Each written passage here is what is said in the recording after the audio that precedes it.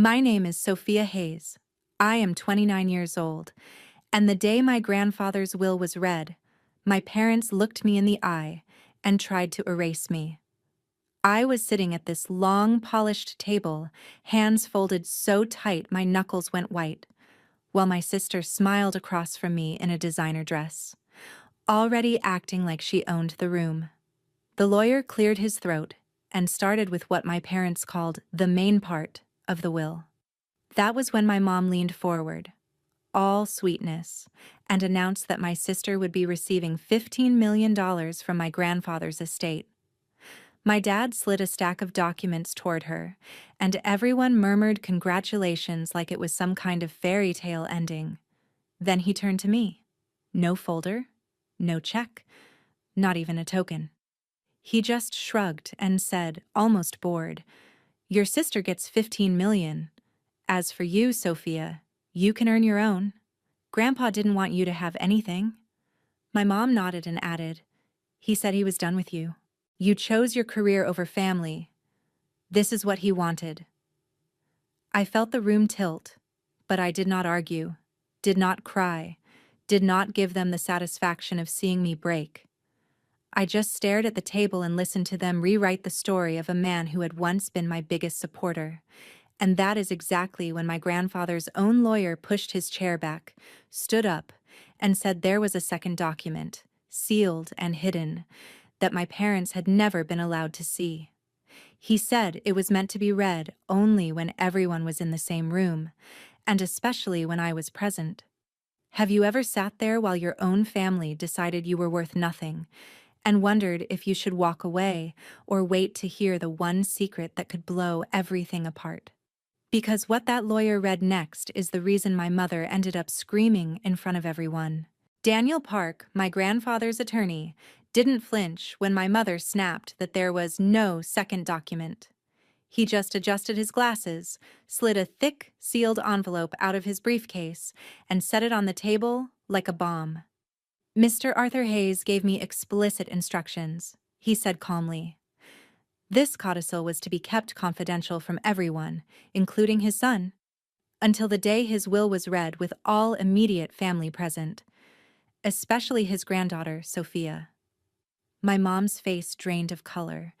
My dad tried to laugh it off, saying Grandpa must have been confused near the end, that there was no need to read anything else. Daniel ignored him, broke the seal, and unfolded several pages covered in my grandfather's careful handwriting and legal print. My heart hammered so loud I could barely hear him at first, but then the words cut through as if the room had gone silent.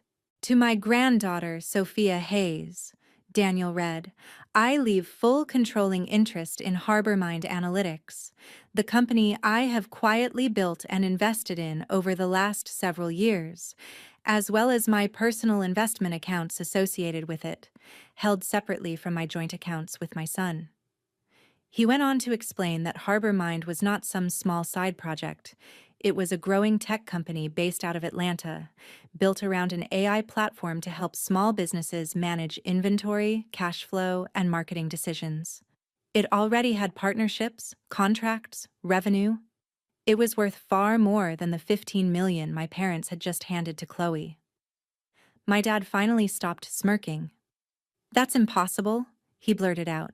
"Dad barely knew how to use his phone. He didn't build a tech company." Daniel looked straight at him. "With respect, Mr. Hayes, he learned. He sought outside expertise. He invested in the right people, and he insisted everything connected to HarborMind stay in his name only, so there would be no confusion about his intentions." My mother leaned forward, her voice sharp. "He was not in his right mind when he did that. He was old, he was sick, he was forgetting things. He told us Sophia wanted nothing to do with him." Daniel's expression tightened. "That is addressed here as well." He lowered his eyes to the page and continued. "I am fully aware," he read, "that Mark and Linda have kept Sophia away from me, changing plans, telling me she is too busy with her big city life, and telling her I am too tired or too confused to see her. They have told me she is ashamed of this family, that she does not call, that she does not care. I do not believe this. I have seen her messages disappear. I have had my calls redirected. I have watched them put Chloe in front of me with cameras and smiles while telling me Sophia wants nothing to do with an old man. My throat closed up. I remembered all the texts I sent that never got answered. The calls that went straight to voicemail, the times my mother said Grandpa was sleeping, or at a doctor's appointment, or having a bad day. Always when I tried to come home on short notice. Daniel kept reading. I have also noticed large transfers from my joint accounts into personal cards and accounts controlled by Mark and Linda, used to fund travel, vehicles, and lifestyle expenses primarily for Chloe. These were never discussed with me. When I asked questions, I was told I had already approved them, even when I had not. I may be old, but I am not stupid. My mother shot to her feet so fast her chair screeched across the floor. "That's a lie!" she shouted. "He signed everything. We took care of him. We did everything for him while she was off in Chicago chasing some computer dream." She jabbed a finger in my direction like I was the problem here, like my existence was the insult. My dad tried a different angle, his voice cooler. Dad clearly wrote that under pressure. He had moments of paranoia. You know how it is at the end. People get suspicious. Daniel didn't move. His tone never rose, but every word sounded heavy. "Mr. Hayes, this codicil was drafted and signed in my office with medical clearance from his physician stating he was fully competent. I am prepared to present those records if necessary." Across the table, Chloe's mascara was starting to streak. She clutched the folder with her 15 million like it might disappear if she loosened her grip. "So what?" she snapped, voice shaking. "He just gives her some random company and leaves us looking like thieves?" I took care of him. I was there. I posted about him. People loved our videos. Her choice of words hit me harder than I wanted to admit. I had been edited out of my own grandfather's life while she turned him into content. I stared at Daniel, hoping there was more, needing proof that I hadn't just imagined every email, every call, every time I tried. He sighed, glanced over the last page, and then looked up at my parents again. "Arthur knew there would be pushback," he said. "He anticipated that you would question his memory, his capacity, his decisions. He left further instructions and additional evidence, which I will present if this goes to court." My mom's hands were visibly shaking now. She grabbed my dad's arm. "Mark, do something," she hissed. "We can't let this stand. He can't just rewrite everything we agreed on." For the first time, my dad didn't have a quick answer. He stared at the papers in front of Daniel like he was doing the math and realizing too late that the numbers didn't favor him anymore. Sitting there, listening to all of it, pieces in my head started snapping into place. The missed holidays, the last-minute canceled visits, the way my parents always insisted on handling any banking to make things easier. The way Chloe flaunted trips and designer bags with no real job to back it up. Maybe you think you would have screamed, or flipped the table, or stormed out right then. But all I did was sit a little straighter and wait, because one question burned in the back of my mind. If this was only the beginning of what Grandpa had hidden from them, what else was about to surface that they couldn't talk their way out of? When Daniel said my grandfather had seen his messages disappear, it snapped something loose in my memory, and suddenly I was not in that conference room anymore. I was back in Savannah, sweating through my t-shirt on the front porch, while my sister Chloe twirled in a brand new dance costume in the driveway. My mom was filming her with her phone, yelling, "Gimme a spin, baby, followers love this," while my dad loaded suitcases into the trunk for their weekend trip to Orlando. I was 14, holding a flyer for a summer coding camp at the community college, and when I tried to hand it to my mom, she barely glanced at it. "We already told you, that thing is too expensive," she said, eyes still on Chloe. "Maybe next year. Besides, you spend enough time on that computer of yours. Go outside or something." She shoved the flyer back into my hands like it was junk mail. That was the pattern. Money for Chloe's dance competitions, for her ring light, for her brand, for another pair of limited edition sneakers because it would look good on camera. For me, it was always maybe later, maybe next year, maybe when things are less tight. Except things never seemed tight when it came to my sister. At school, it was the same script in a different room. Teachers would stop my parents at conferences to gush about Chloe's stage presence in the talent show, about how confident she was. When they got to my name, the comments shifted. Sophia is very bright, they would say, but she needs to participate more. She hides behind her projects. My mom would sigh and joke. She'd marry that laptop if she could. And my dad would add, we're working on getting her out of her shell. Like who I was needed correcting. The first person who handed me anything that looked like real investment was my grandfather, Arthur. One afternoon, he showed up in his old pickup truck with this beat-up laptop he had bought from a closing office supply store. It was slow and ugly and perfect. They say the case is scratched, the processor is old, he told me with a wink, but I say it just means it already has stories. Now it can help you write yours. He set it on the kitchen table like it was made of glass. My mom frowned at it and muttered something about more screen time. But Grandpa ignored her. He started bringing me books the way other grandparents bring candy. Intro to Python. Data analysis for small business owners. Excel for dummies he thought was hilarious.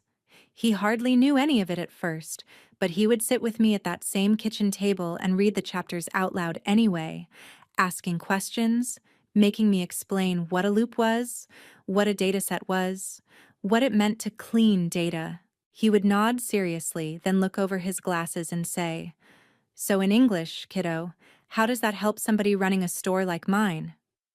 My parents rolled their eyes whenever they walked past. "She is never going to use that in real life," my mom would say.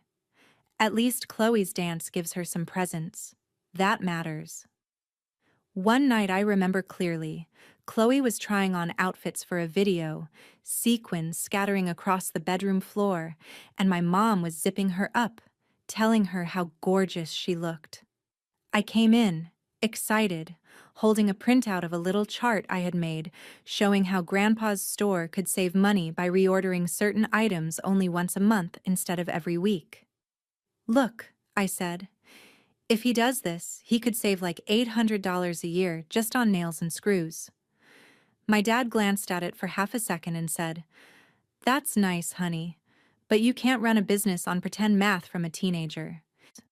Chloe laughed and said, "Wow, nerd attack," and went back to practicing her poses. The thing is, Grandpa did look at it. The next day he took me to his store, walked me down the aisles, and pointed at the shelves. "Show me again," he said. "Where would we change the order?" We stood there between paint cans and power tools with my wrinkled piece of paper, and he listened like I was some consultant he'd hired. Later, he patted the top of my head and said, "You see patterns the rest of us miss, Sophie. Don't forget that." One year, when I was 17, I entered a local hackathon on a whim. The prize was a small scholarship and a little recognition, nothing life-changing. I built a crude dashboard that helped a hardware store track which items sold best in different seasons and which ones just sat there. It was basic, ugly, and half held together by duct tape code, but it worked. I remember standing on that stage in an ill-fitting blazer I bought from a thrift store, scanning the crowd for my parents. They had promised to come, said they were so proud. When the organizers announced my name and I stepped forward to accept the certificate, the only person cheering loud enough to cut through the polite applause was my grandfather. He was in his old plaid shirt, clapping like he was at the Super Bowl. Afterward, he hugged me so hard I could barely breathe and said, "You just built something useful, Sophie. Do you understand that? If you can help one store, you can help 10. If you can help 10, you can help 100. He dragged me over to the judges to make me explain my project again, peppering me with questions like, Could this tell a guy when he's about to run out of concrete mix? And what about when paint goes on sale? Can it warn him ahead of time?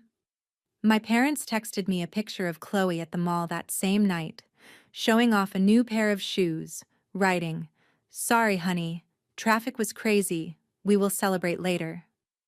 We never did. What we did do was repeat the same dynamic over and over. Chloe's milestones came with balloons and dinners out. My milestones came with a quick, good job thrown over a shoulder. If that. Meanwhile, Grandpa kept talking about ideas. What if there was a tool that told small shops when to reorder paint before they ran out? He asked. What if you could tell a bakery which cupcakes actually made them money, not just looked pretty? He would sit at the counter of his store after closing, ledger open, and ask me what I thought about different numbers. At the time, I thought he was just humoring me, making my little experiments sound bigger than they were. Now I knew better. He was thinking like an owner, like someone who had spent his life trying to keep shelves stocked and bills paid. My parents said I was weird, too intense, too focused on things no one cares about.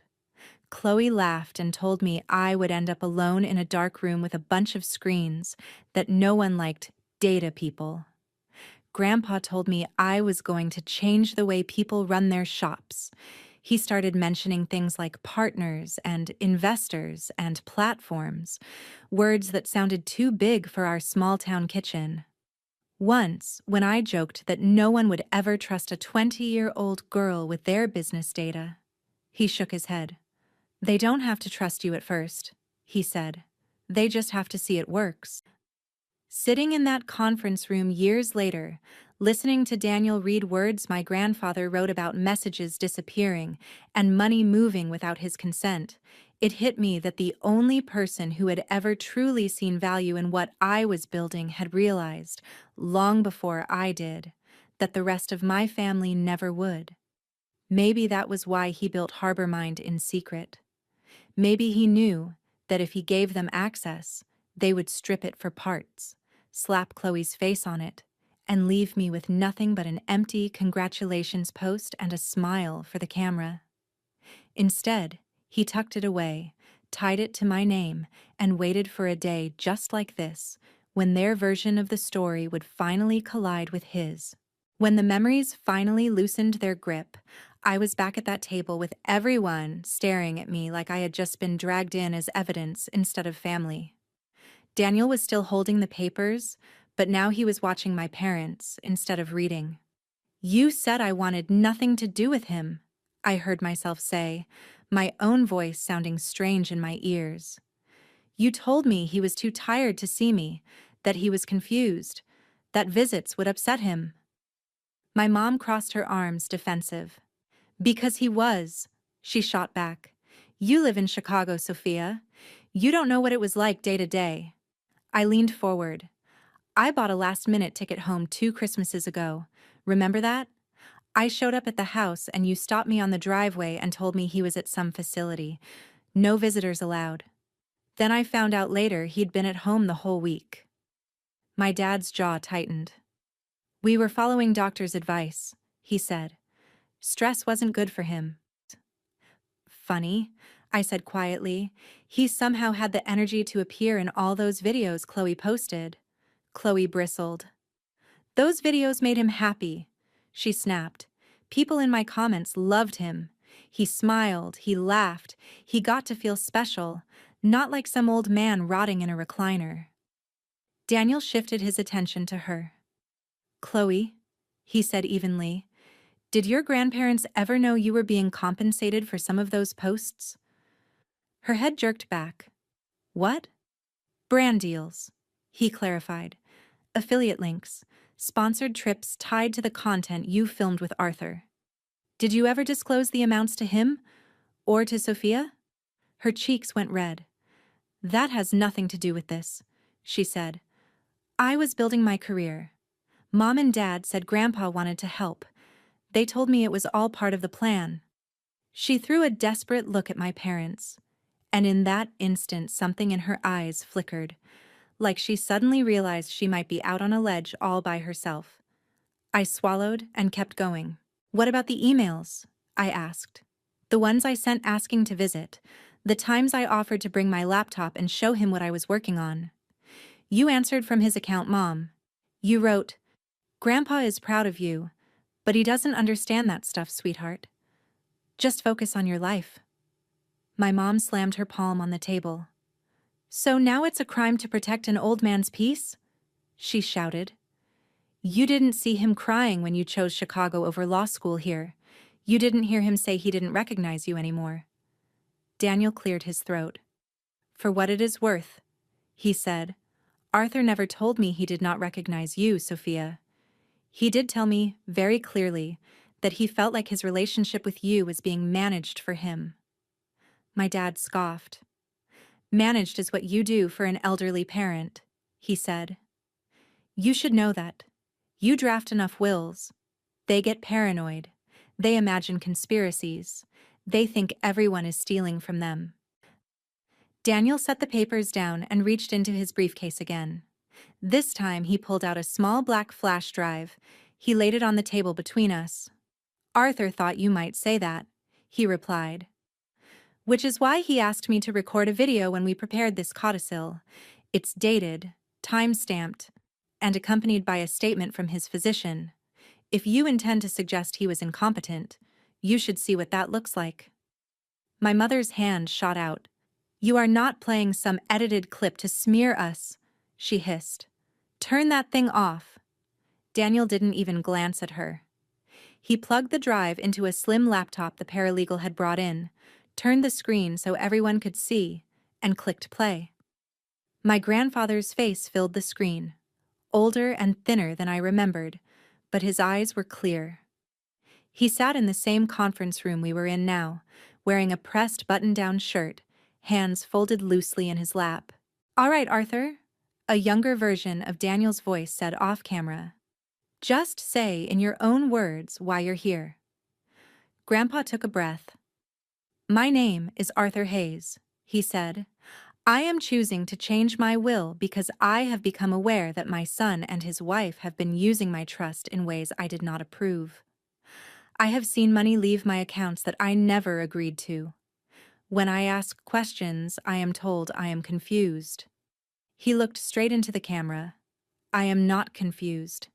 I am old, but I know what I've earned, and I know who I want it to go to." My dad muttered something under his breath, but no one stopped the video. Grandpa continued. "I love all my grandchildren," he said, "but only one of them shares the way my mind works. Sophia understands numbers. She understands systems. She built a little thing on her computer that helped a store like mine, and never even bragged about it." He chuckled softly. "Mark never listened when I talked business, and Linda loves appearances. But Sophie listens." My chest hurt. I didn't realize I was holding my breath until the room started to spin again. On the screen, Grandpa's expression darkened. "I have also seen how they keep her away from me," he said. "Visits canceled, calls dropped. I get told she is too busy with her big city job. Then I hear from Ruth that Sophia drives all the way down and my son sends her home from the driveway. I know what that is. That is control. That is fear that the two of us will talk and compare stories." He shifted in his seat, anger flashing across his features in a way I had rarely seen. "If they are watching this, it means they are contesting my decision," he said. "It means they are once again trying to take what does not belong to them. So let me make it plain. Harbor Mind Analytics, every share, every related account is for Sophia. Not because she is my favorite, but because she is the only one who can use it for what it is meant to do." He paused, eyes glistening. "Help the little guys. Help the people running shops like I did, who never had these tools." Daniel's voice came back in the recording. "Arthur, are you making this decision under pressure from anyone?" Grandpa gave him a look like the question insulted him. "The only pressure I feel is time," he snapped. "I am making this choice now while I can, because I know if I wait, They will convince some doctor to write me off as senile and sign whatever they put in front of me.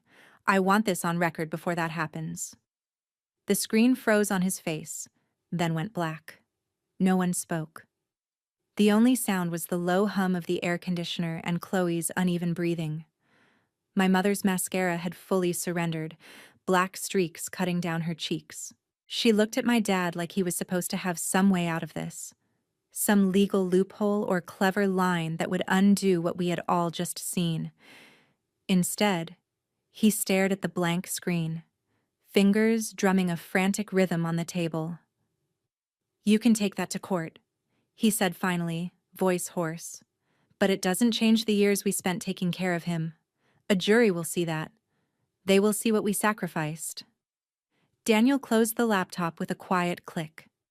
"You are free to challenge the will," he said. "If you do, the video, the financial records, and the physician's statement regarding Arthur's capacity will become part of the public record." He glanced briefly at Chloe, whose influencer life depended on public perception. "And given the nature of the transfers we have documented, there may also be questions raised that go beyond probate court." That was the moment my dad's fingers stopped tapping, the moment my mother stopped shouting, and the moment I realized this was not just about who got what. This was the beginning of something much bigger.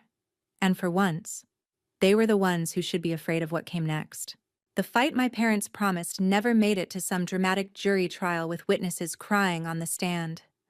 Once Daniel filed the codicil, the video, and the bank records, their bluff collapsed under the weight of numbers they couldn't charm or cry their way around. There were meetings, of course. They hired a lawyer who walked into the first conference room loud and confident, shaking hands too hard, telling my parents not to worry, that these things are always negotiable. He walked out after the first disclosure hearing looking like he needed a strong drink and a different client. The court appointed a forensic accountant to go through years of transactions on my grandfather's joint accounts, and every family expense that had quietly padded Chloe's brand and my parents' lifestyle started showing up in spreadsheets and exhibits instead of Instagram stories. The judge didn't care how many videos Chloe had posted holding Grandpa's hand or how many heartfelt captions she'd written about cherishing moments. He cared about the power of attorney my dad had used to move money out of those accounts for unspecified personal expenditures. He cared about timing, transfers right before luxury vacations, right before a new SUV, right before Chloe's sponsored trips that somehow got paid partly out of Grandpa's funds. He cared about the fact that when Arthur questioned those withdrawals, emails mysteriously vanished. When their attorney tried to argue that Arthur had verbally approved everything, Daniel slid the video across the table, and the judge watched the part where my grandfather looked straight into the camera and said, "I have seen money leave my accounts that I never agreed to. When I ask questions, I am told I am confused. I am not confused." After that, there wasn't much room left to spin. The medical report attached to the file confirmed he'd been evaluated as competent when he changed his will. The accountant's report laid out the misuse of funds in columns that didn't care about anyone's feelings. The court validated the codicil and confirmed Harbor Mind Analytics, and the associated accounts were mine, exactly as Arthur intended. On top of that, the judge ordered my parents to repay what they had taken from the joint accounts, plus interest and penalties. They didn't have it. They had been living like the money would never run out. To even begin making a dent, they had to sell the big house in Savannah with the white columns and perfect lawn my mom used to pose on for holiday photos, the house she once called our legacy. They sold the 2 high-end cars they loved to park in the driveway just to be seen, the ones Chloe used as props in her day-in-my-life vlogs. Word got out, because of course it did. Small towns are cruel and efficient that way. The same neighbors who used to rave about Linda's taste in decor started whispering at the grocery store about mismanaged funds and financial abuse of an elder. People who once envied them now crossed the street to avoid awkward conversations. Mark was put on leave from his job at the logistics company pending review, And it didn't take long before that became terminated for cause. No company in town wanted the CFO whose father's estate was now tied up in a public record of financial misconduct. Chloe's fall was quieter and louder at the same time. Quiet in the way doors closed to her behind the scenes, loud in the way screenshots and clips began circulating online. People dug up old videos of Grandpa in her feed and suddenly noticed the way he sometimes looked off camera, distracted, uncomfortable. A former friend leaked messages where Chloe bragged that she was set for life because her parents were making sure the will is in my favor.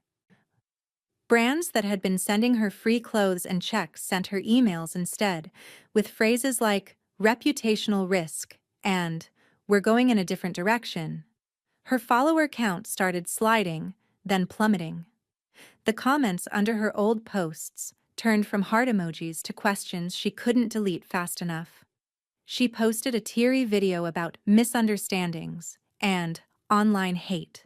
But without the glossy trips and endless hauls, the algorithm moved on, and so did her audience. While all of this unfolded, I signed papers in a different courthouse room, ones that formally separated my financial life from theirs. No more shared anything. No more emergency contacts with their phone number just in case. No more backdoor access to accounts for safekeeping. Daniel slid the last form across to me and said, "Once you sign this, they have no legal claim to Harbormind or to any assets that come from it. Not now, not later." My hand shook for a second, not from doubt, but from the weight of cutting the last invisible cord. Then I signed, and for the first time, their disappointment was no longer something that could cost me money or freedom. I moved into a modest apartment in Atlanta at first, close to where Harbormind's tiny team was already working out of a rented office that still smelled like paint and new carpet. Grandma Ruth refused to stay in the Savannah house while it was being gutted for sale, so she packed her life into a couple of suitcases and came with me, her photo albums stacked on top of my boxes of cables and old notebooks. She left behind the fancy furniture and took the framed picture of her and Arthur at the store on opening day instead. My parents, stripped of the image they had worked so hard to project, slipped out of town not long after the sale closed. Through distant relatives and the occasional slip on social media, I heard they ended up in a small rental in Nevada, chasing cheaper rent and anonymity. No more charity galas, no more club memberships, no more curated Christmas cards on thick glossy paper. They didn't call. They didn't text. If they talked about me at all, it wasn't to my face. And for the first time, the silence between us was something I chose, rather than something they controlled. On one of the last days before Ruth and I left Savannah, I walked through the empty house alone. The echo of my footsteps sounded wrong in rooms that used to be packed with decorations and noise. I stood in the doorway of the den, where I had once sat on the floor with that beat-up laptop, where Grandpa had leaned over my shoulder to ask what all those numbers on the screen meant. I could almost hear his voice, low and amused, saying, "Show me how this helps a guy like me, Sophie." The walls no longer felt like they belonged to my parents' version of our family. Without the furniture and framed illusions, the place felt hollow, like a stage after the show is over, props carried off, audience gone home. Whatever performance they had been putting on here was finished. The real legacy Arthur left wasn't the wood and plaster they were losing.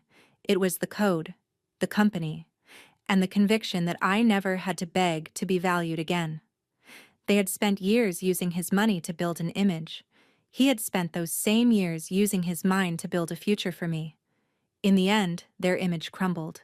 His future stood. 4 years later, if you had walked into Harbormind's office in downtown Atlanta, you would never have guessed it started as a side project on a beat-up laptop and a promise made in a will that almost got buried. We had real glass doors now, a logo on the wall, a team of 50 engineers, analysts, and support staff who spent their days building tools for people who looked a lot more like my grandfather than like my parents' country club friends. Our platform helped small hardware stores, bakeries, barbershops, corner bodegas, you name it, track their inventory, forecast demand, and to understand which products actually made them money. When a storm was coming, HarborMind could tell a tiny coastal shop exactly how many generators to order. When a bakery wanted to know which cupcakes to stop making, our dashboards answered in plain language. Every time a client called to say, "We didn't go under this quarter because of your software," I heard my grandfather's voice, the way he had said, "Help the little guys." We hosted free workshops twice a month, inviting local business owners into our space, feeding them pizza, walking them through their numbers in a way no bank ever had. I set up a scholarship fund in Arthur's name for students from working-class families who wanted to study data or computer science, and every year we handed out a stack of refurbished laptops like the one he had bought me, except these actually booted up in under 10 minutes. Chloe reached out the second year after the will reading. It started with a long email that sat in my inbox for weeks before I opened it. She didn't ask for money, she didn't ask for a shout-out. She just wrote about how her follower count had tanked, how sponsorships dried up, how she had gone from flying out for brand trips to clocking in at a small marketing agency where no one cared how many likes she used to get, only whether she could meet deadlines. She said she had started volunteering at a community center, teaching teenage girls basic content creation skills, but also talking to them about reading contracts and not treating their lives like something to be packaged and sold. She admitted she had been jealous of me for years, that watching Grandpa look at me the way he never looked at her had felt like an open wound. She didn't excuse what she did. She just said she was sorry. I called her. The conversation was awkward, full of long pauses and nervous laughter, but we talked. Not as influencer and invisible sister, but as two women who had finally run out of people telling them who to be. We were not close. Not yet, but the door was cracked open instead of bolted shut. My parents never called. Through Grandma Ruth and an occasional relative, I heard scraps of updates. Mark picked up a job doing basic bookkeeping for a small firm out west, nowhere near the executive level he used to brag about. Linda stayed at home mostly, rarely posting online anymore, the glamorous life replaced by discount furniture and generic coffee. They went from being the couple everyone envied to the couple people lowered their voices to talk about. Ruth and I built our own quiet rhythm in Atlanta. She claimed the sunny corner of my living room for her rocking chair and her knitting, and every evening we would sit on the balcony with takeout and watch the city lights blink on. Sometimes she would tell me stories about Arthur in the early days, when he was just a kid stocking shelves, long before he owned anything. Other times we sat in comfortable silence, the kind you only get with someone who has seen you at your lowest and never once tried to edit you. People like to say success is the best revenge. Maybe they are right. But sitting there with my grandmother, knowing HarborMind was giving families like ours a fighting chance, without anyone needing to steal or lie to make it happen, I realized something else. The real revenge wasn't the money or the growth charts or the press articles. It was knowing that the part of me my parents had dismissed as useless, the girl with the pointless computer obsession, was the part that built a life they could no longer touch. The first time I told the whole story out loud to strangers was on a stage in New York, under a red circle of light with cameras pointed at my face and Ted glowing behind me. My palms were sweating around the clicker, but my voice was steady when I started the way it had all started for me. At my grandfather's will reading, my parents gave my sister $15 million and told me to earn my own. They said Grandpa didn't want me. They were wrong. The audience laughed in the right places and went dead quiet in the heavy ones as I walked them through it. Not every messy detail, but enough. How my family decided I was the weird one, the difficult one, the one who didn't fit the picture they wanted to post. How my grandfather quietly bet everything on the part of me they tried to erase. How greed and manipulation almost buried that bet for good. I told them about Harbor Mind, about the small town shops now using our tools, about the bakery owner who cried on a Zoom call because she thought she would lose the business her mother started and then didn't. I put up a slide with my grandfather's handwriting, his notes about helping the little guys, and felt something in my chest loosen that had been tight for years. When I finished and the applause washed over me, it didn't feel like vindication so much as confirmation that his belief in me had landed somewhere real. Later that night, back in my apartment, I took off the blazer and heels and sat on the edge of my bed with the one object from Grandpa I carry everywhere now, his old wristwatch. The leather band is cracked, the face a little scratched. But when you pop the back open, there's a tiny photo of me at 17, standing next to my hackathon project with my hair frizzing out, grinning like an idiot. On the metal around it, he had paid someone to engrave one sentence. For the granddaughter they never understood, but I always believed in.